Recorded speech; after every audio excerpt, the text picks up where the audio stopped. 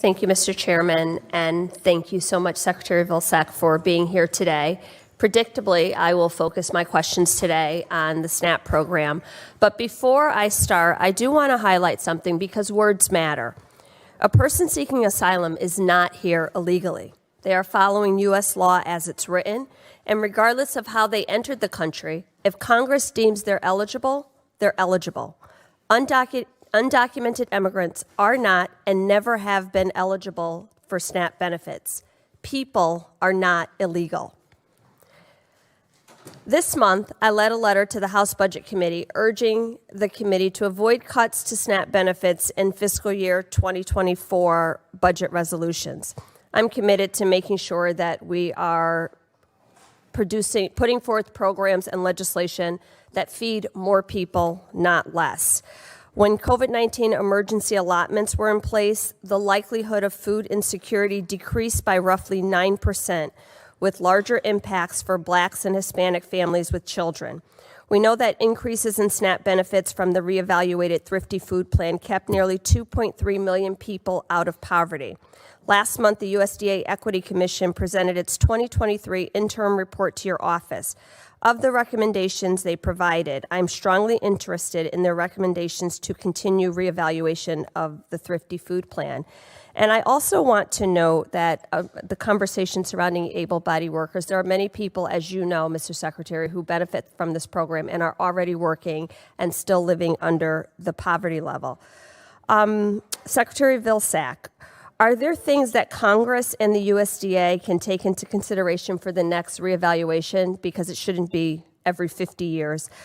And how will these changes impact food security for the most vulnerable in our communities? Well, the Food and Nutrition Act of 2008, Congresswoman, basically directs the department to do this every 5 years. So that's going to happen and should happen every 5 years. And it's appropriate for it to happen every 5 years because there are changes in consumption patterns. There are changes, obviously, in food prices.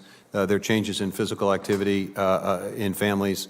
There are multiple factors that need to be taken into consideration.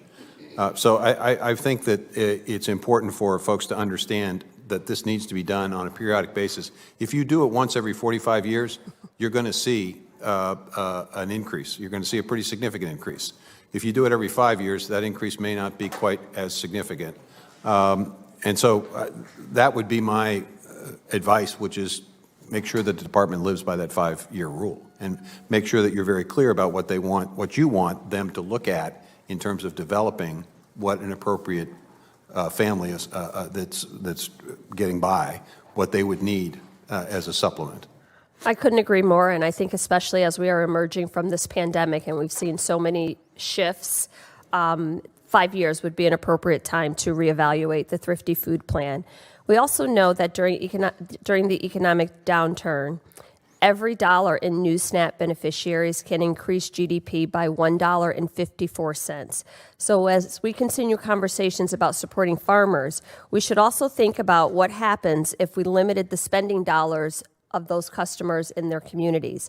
We saw food delivery being increased. We saw local grocers having to increase inventory as people moved more people moved and relocated into communities.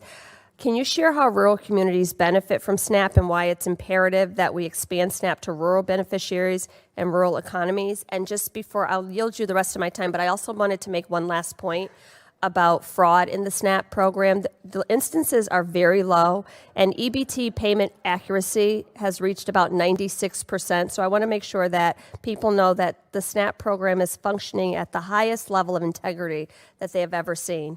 So I yield to you, Mr. Secretary, for benefits in rural communities. Well, one of the challenges we have in rural areas is the ability to actually not only make sure folks sign up for the program, but also make sure that they have a grocery store available to them where they can use the SNAP benefit, and that those stores have a wide enough variety of choices that they have advantages for nutritious food, which is one of the reasons why the online ordering and shopping could potentially be of some significant benefit, and that's why we've been focused on it, and that's why we're excited about 170 retailers joining us with that effort and modernizing the program. Look, it's important regardless of where you live, whether you live in a rural area, suburban area, or urban area. it's important. It's important for the families. It's important for the jobs that are connected to those people who purchase groceries, and it's important for farmers as well.